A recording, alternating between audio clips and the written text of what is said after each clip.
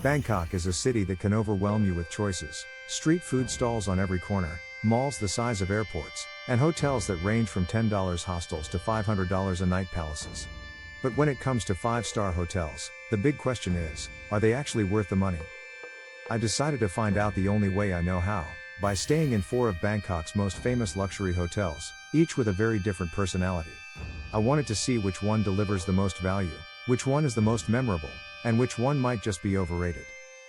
First up, the legend, Mandarin Oriental Bangkok, sometimes called the Grand Dame of the River. This hotel has been open since 1876 and has hosted everyone from writers to royals. When you walk into the lobby, you feel like you're stepping back in time. Chandeliers hang overhead, staff in traditional uniforms greet you, and there's even a flower arranging room that smells like a private garden. Rooms here start around $350 per night, and that price buys you heritage, prestige, and service that is close to flawless. My check-in experience felt like a royal welcome. A personal escort walked me to my room while explaining the hotel's history. The room overlooked the Chao Phraya River, and I could watch boats glide past while sipping the welcome tea they brought me. The whole experience was serene, elegant, and calming.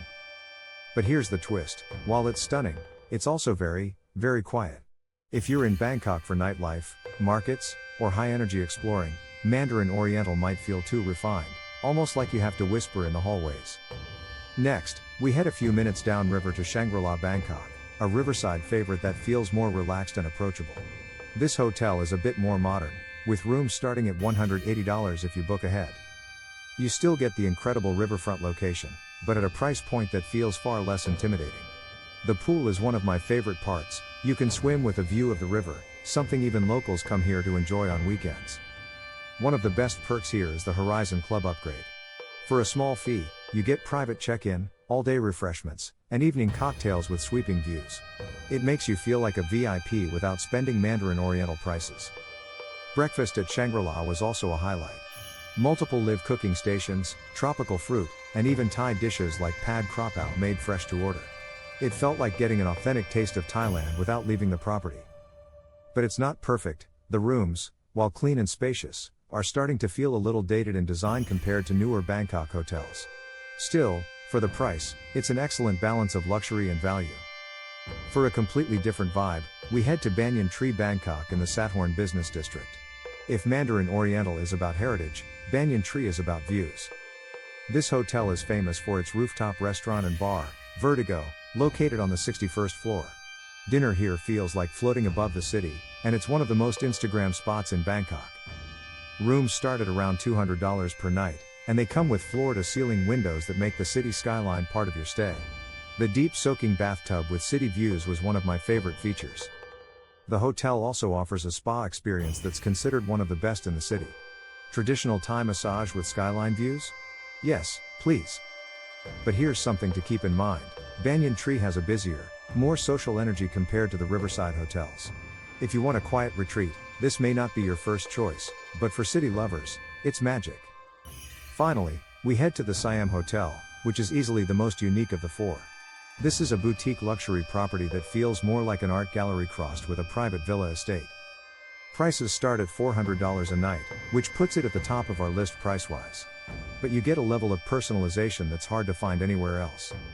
Every guest is assigned a personal butler who remembers your preferences, from what time you like your morning coffee to which pillows you prefer at night. It feels less like staying at a hotel and more like being a guest at someone's private mansion. The property is filled with antiques, sculptures, and lush gardens, giving it a cinematic quality. You can even take private Thai cooking classes or ride in their vintage speedboat for a sunset river cruise. But here's the reality: you are quite far from Bangkok's main attractions. Every trip into town requires either a boat transfer or a car ride, which might not be ideal for first-time visitors who want convenience. After staying at all 4 hotels, I started ranking them not just by price but by overall experience. Which one would I return to? Which one felt like a once-in-a-lifetime treat, and which one left me feeling meh? For pure prestige and old-world luxury, Mandarin Oriental wins, no contest. If you want to say you stayed at the most famous hotel in Bangkok, this is the one to book. For best value, Shangri-La takes the crown.